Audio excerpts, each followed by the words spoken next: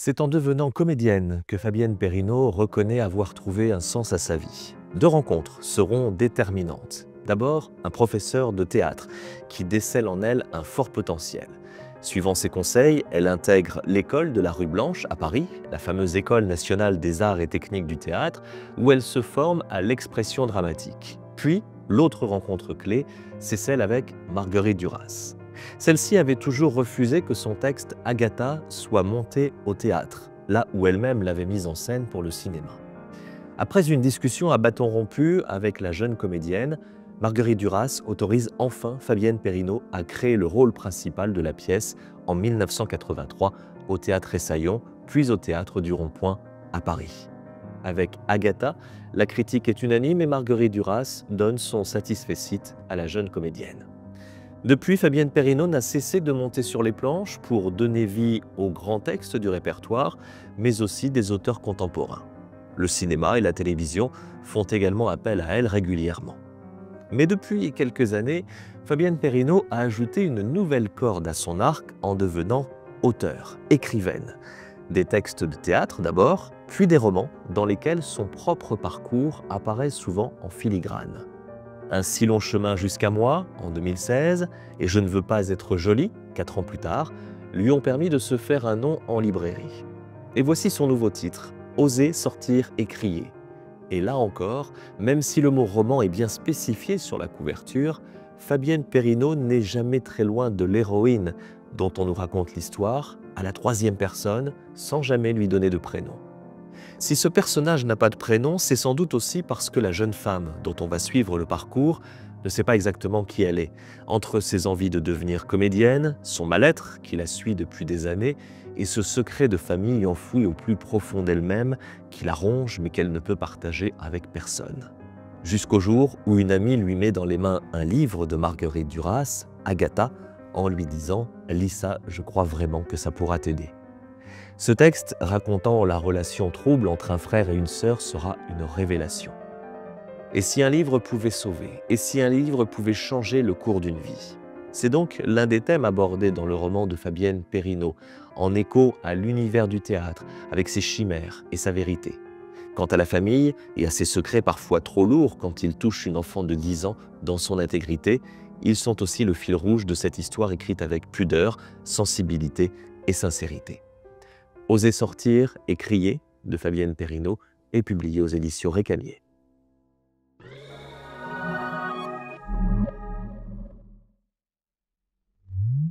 Bonjour Fabienne Perrineau, Bonjour Philippe. merci d'avoir accepté notre invitation. Vous êtes dans l'actualité avec ce qui est donc votre troisième titre. Tout avait commencé en écriture en 2016. Et voici ce nouveau livre, Oser sortir et crier. Il est bien précisé que c'est un roman sur la couverture, mais on verra jusqu'où c'est un roman. Et puis on vous connaît aussi en tant que comédienne. Vous sentez-vous davantage comédienne, davantage écrivaine, romancière? Si vous devez vous présenter, que dites-vous? Je dis que je suis les 2, mais disons qu'en ce moment, je me sens plus, auteur, hein, avec un E et et heu et j'ai envie d'être les 2.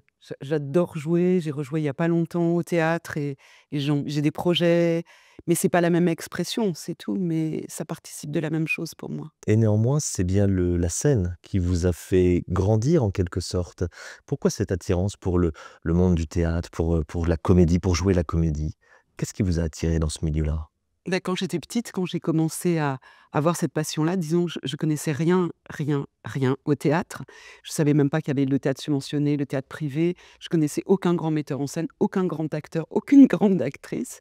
Je vivais à la campagne et en fait, j'avais un tel besoin de dire des mots qui sortaient pas de ma bouche, en fait, qui sortaient pas de moi et j'ai dit les mots des autres. Alors c'est facile, hein, avec les grands poètes, les grands auteurs de théâtre et puis j'ai eu la chance de tomber sur un professeur qui me donnait des cours et j'étais seule avec lui, en fait, et qui m'a un peu fait accoucher de moi en tant que comédienne et puis après, j'ai eu la chance de rentrer, dans cette grande école de théâtre qu'est la rue Blanche Voilà, puis après ça C'était le s'est début de la déroulé. belle aventure. Oui. Vous dites 2 choses, c'est-à-dire que vous rencontrez les auteurs, des dramaturges notamment par les mots, par les textes et puis après vous avez cette autre rencontre de quelqu'un qui vous fait confiance, qui vous pousse, qui vous fait grandir et qui vous invite à prendre des cours à la Rue Blanche.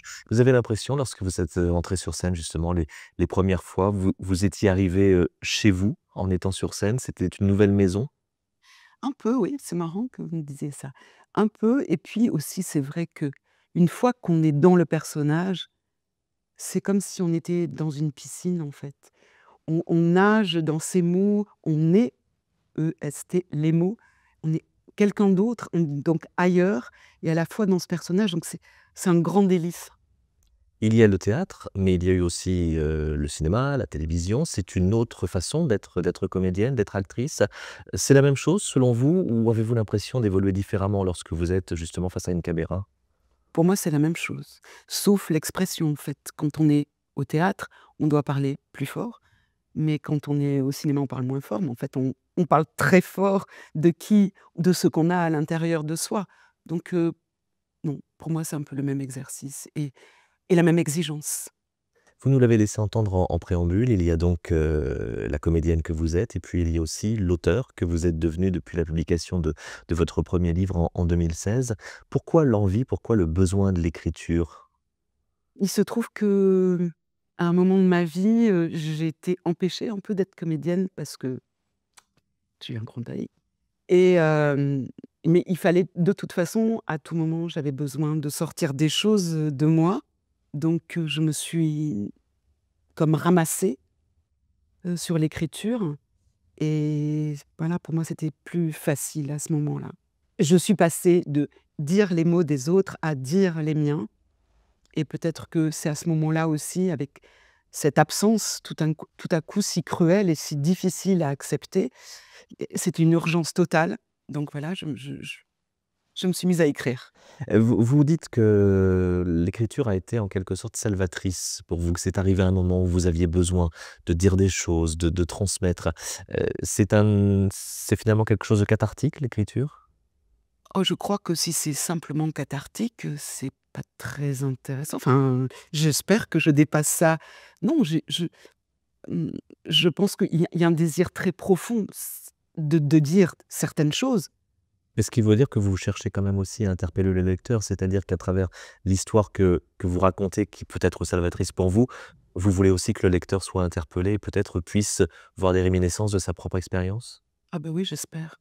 En fait, s'il y a quelque chose que j'espère, c'est que mes livres, si ils peuvent être bons, bah, ça sera très bien, mais si en plus, ils peuvent aider les autres à, résoudre des problèmes et ben, ça sera encore mieux. C'est le 3e titre déjà. Vous allez beaucoup en salon, vous allez à la rencontre des lecteurs, des lectrices. Ça vous apporte quoi d'aller échanger avec les lecteurs et les lectrices? Justement, puisque lorsque vous êtes sur scène, vous êtes seul face à la lumière, avec un public qui est dans la pénombre. Là, vous allez directement, rencontrer les lecteurs. Pourquoi? C'est tellement émouvant, quelqu'un qui a compris ce que vous écriviez, qui a retrouvé, dans votre écriture, dans ce que vous dites dans vos personnages, quelque chose qui les touche, qui les aide et d'entendre d'être perçu aussi pas de la même façon. Il y a des gens qui sont touchés par exemple, tout le bonheur de cette jeunesse, dans le dernier livre et puis après il y en a qui sont touchés par, toute l'aventure avec le pervers narcissique. Il y en a qui sont touchés par le drame de l'enfance, par la famille et à chaque fois, j'entends des bribes de ce que j'ai voulu dire et c'est touchant, enfin, c'est Diriez-vous finalement que devenir romancière, ça vous a fait, grandir ou alors est-ce une pièce de plus au puzzle de votre vie? Comment l'interprétez-vous? je crois que c'est un puzzle de plus à ma vie, effectivement, que j'ai envie de retrouver, de retourner jouer au théâtre et je pense que c'est, une marche de plus dans l'expérience artistique et dans la façon aussi de se dépasser, de dépasser ses problématiques, de comprendre. Moi, chaque jour de ma vie, si j'ai pas essayé de comprendre quelque chose, d'entrevoir de quelqu'un, hein, d'entrevoir quelque chose, Je pense que c'est pas un jour de perdu, mais un peu quand même, hein. Et de comprendre le monde, de comprendre pourquoi on est là, d'essayer aussi de transmettre, mais pas, que les sensations ou les brûlures, mais aussi transmettre avec des mots, le mot juste, la phrase juste qui va dire l'émotion à ce moment-là, l'urgence à ce moment-là, le bonheur à ce moment-là. Quand on le trouve, c'est merveilleux. Merci en tout cas pour cette franchise, Fabienne Perrineau. Votre actualité, votre troisième titre qui vient de sortir aux éditions Récamier, Oser sortir et crier.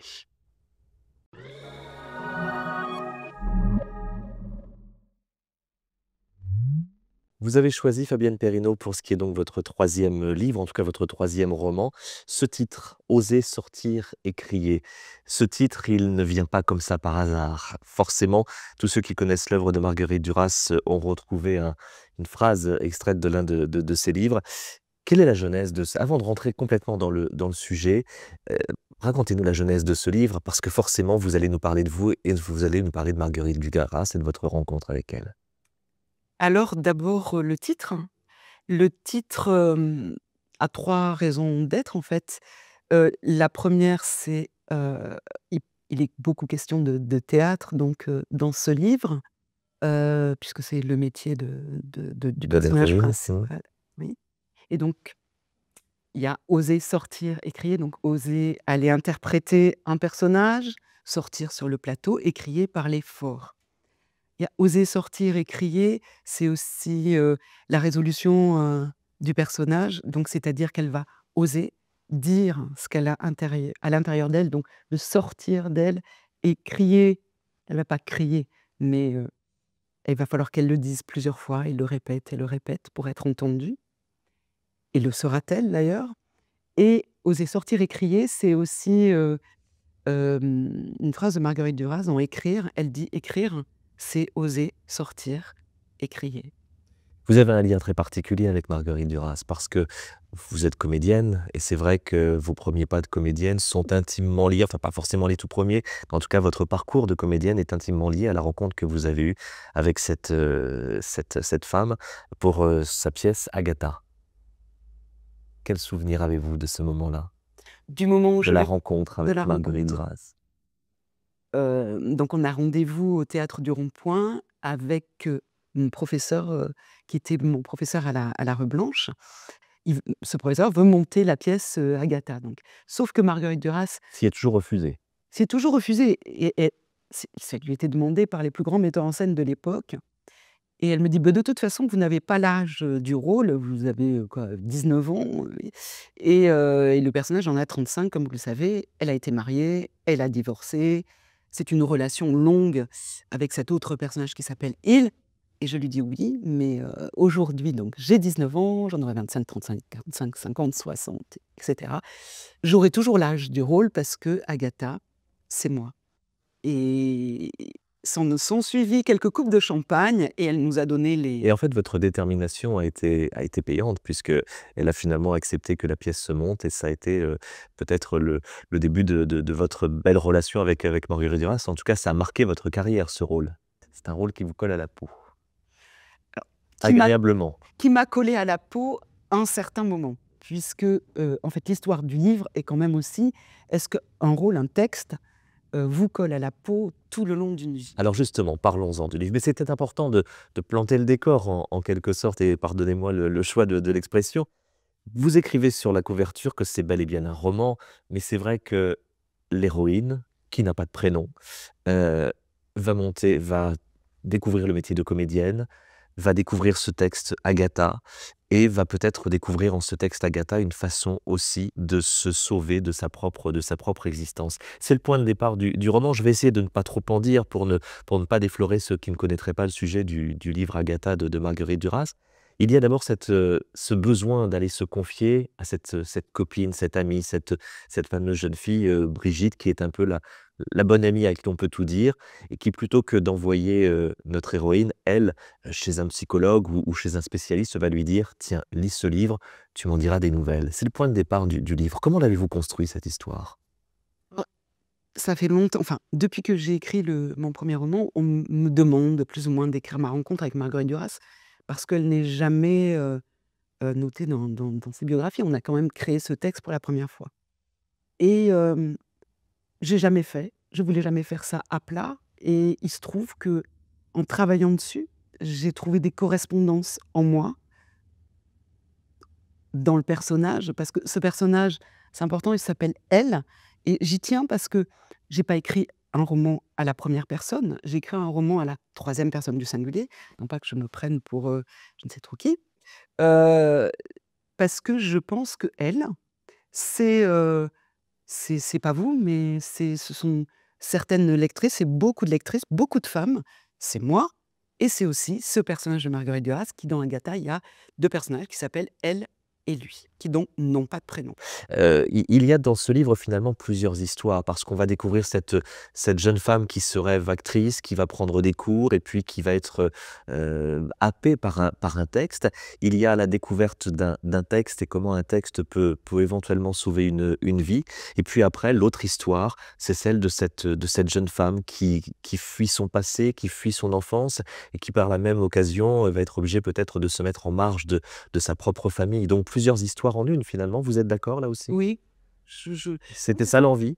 oui, c'est ça, c'est comment, petit à petit, les couches, parce qu'en fait, la base de la vie de cette femme, elle a recommen enfin, de cette femme, oui, elle a 18 ans, puis elle vit toute cette vie-là, c'est ce traumatisme-là d'enfance. C'est comment, en fait, elle va le porter toute sa vie et comment il va y avoir une jeunesse, Traumatisme qu'elle n'arrive pas à sortir, hein.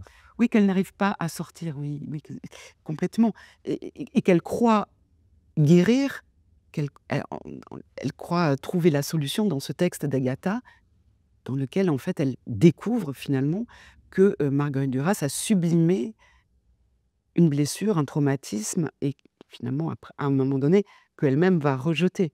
Mais elle croit guérir, elle croit surmonter. Je pense que c'est un personnage qui a toujours envie d'aller vers la lumière et qui se fait rattraper par cette blessure, d'enfance.